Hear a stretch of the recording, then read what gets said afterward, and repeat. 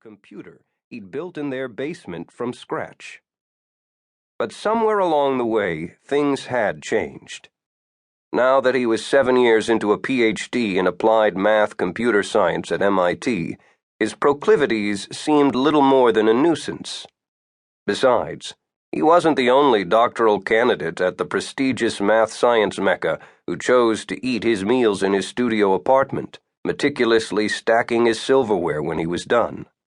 Nor, he assumed, was he the only programming guru to lock himself into his computer lab for 2 days, crafting algorithms and running subroutines, because of something he'd stumbled into that didn't seem quite right. Though, to be accurate, the Level 4 security lab wasn't actually Jeremy's. Even though he'd effectively moved in over the past 48 hours, he didn't actually have the proper clearance to be using such expensive and sensitive equipment, especially on a project that had nothing to do with his PhD. But it had become evident that he didn't have access to enough processing power at his own workstation in a shared cubicle halfway across campus. On top of that, Jeremy had needed the satellite data, and everyone at MIT knew where you went when you needed satellite data.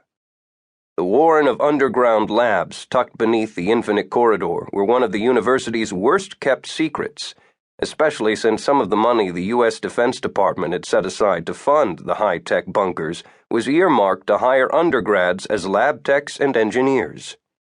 It was one of those undergrads who had loaned Jeremy his security ID to get past the guard manning the elevators that led down from the corridor.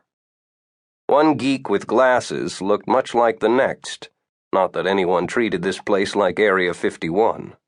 MIT's relationship with the Defense Department went all the way back to before World War II, when radar had been developed in secret campus labs much like this one. At MIT, working on the next generation of missile defense systems was like playing in the marching band, an extracurricular to fatten up your resume. The last thing Jeremy was afraid of, staring at the image on the giant screen, was getting caught in the lab without the proper clearance. It was the nature of a university full of introverts that nobody knew what anyone else was doing. To be fair, bathed in the glare of the impossible image on the screen, Jeremy was no longer sure he could even explain it to himself. Dr. Berman, the psychiatrist he'd most relied on through high school and college, might have insisted that Jeremy was having another one of his episodes, plunging deeper and deeper down the rabbit's hole of his mind, chasing patterns that only he could see. Even a perfectly normal human brain was built around a passion for patterns. It was part of the evolutionary process, a biological survival mechanism that had driven humanity to the top of the food chain.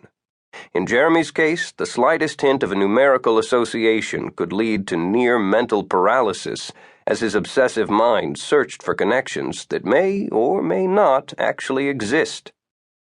And maybe in the beginning, Dr. Berman's diagnosis would have been correct.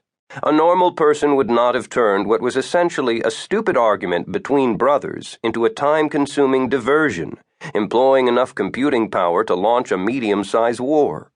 A disagreement so petty and bizarre, it wouldn't even make sense beyond the confines of the twins' dysfunctional relationship. Why his brother Jack even felt it necessary to return to Boston once a year to mark the anniversary of their mother's death was unfathomable to Jeremy. The two of them had so little in common. Without an argument, they'd have nothing to say to each other at all. This one had been as pointless as ever. Jack had barely stepped off the plane when he'd started going on about his latest excursion, some sort of field research study at an archaeological dig site in Turkey. An anthropology fellow at Princeton who spent more time getting his passport stamped than in any classroom, Jack was always prattling on about his latest adventures. This time he was particularly excited because the dig site was at one of the ancient 7 wonders of the world, the Temple of Artemis at Ephesus. Jeremy hadn't even realized there were 2 sets of 7 wonders, ancient and modern, and when he'd casually mentioned that the ancient wonders couldn't have been all that impressive, since he doubted anyone could name 3, let alone all 7, that was all Jack had needed to set him off on a lecture about the relative merits of the 2 lists that lasted until his flight back to Turkey. Of course, that